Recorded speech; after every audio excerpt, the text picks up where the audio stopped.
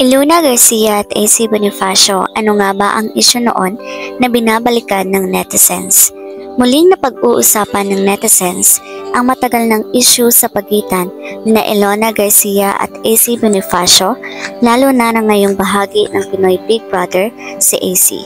Sa kabila ng paglipas ng panahon, hindi pa rin nalilimutan ng ilang fans ang di umano'y hidwaan sa pagitan ng dalawa, kaya naman muling bumaha ng reaksyon online. Matatanda ang nagkaroon ng tensyon sa pagitan ni Ilona at AC noon na ayon sa ilang netizens may kinalaman sa pagiging malapit ng dalawa kay Darren Espanto.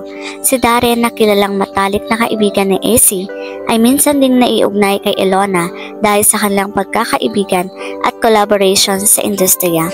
Dahil dito, maraming haka-haka ang lumabas na nagkaroon ng tampuhan o hindi pagkakaunawaan ang dalawang dalaga.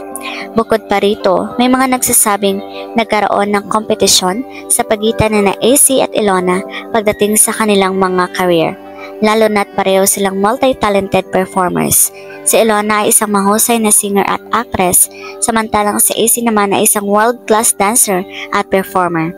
Ang pagiging parehong rising stars ng dalawa ay naging dahilan ng mga espekulasyon na may hindi pagkakasunduan sa pagitan nila. Ngayong nasa loob ng PBB si AC Bonifacio, muling lumutang ang lumang issue. May mga netizens na inungkat ang dati nilang tampuhan at ginamit ito bilang dahilan para batikusin si AC online. Nagdadagan pa ito ng cryptic post ni Ilona sa kanyang Twitter na may caption na "More tea on my latest single."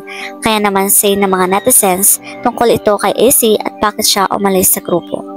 Gayunpaman, walang konkretong ebidensya na nagpapatunay na may seryosong away o hindi pagkakaunawaan sina AC at Ilona. Sa katunayan, ilang beses na ring nagkasama ang dalawa sa parehong events at tila maayos naman ang kanilang relasyon. Bagamat marami ang patuloy na nagbabanggit ng isyu ni Ilona at AC, walang kumpirmadong sigalot sa pagitan ng dalawa. Maaaring dulot lamang ito ng dating intriga at mga spekulasyon ng fans. Hanggang walang malinaw na pahayag mula kina Ilona at AC mismo, mananatiling isang lumang chismis na binabalikan lamang ng social media. Sa huli, mahalagang maging maingat sa pagbabahagi ng impormasyon online. Sa halip na palakihin ang lumang issue, mas mainam na suportahan ang bawat isa at bigyang pansin ang kanilang talento at pagsisikap sa kanilang mga career.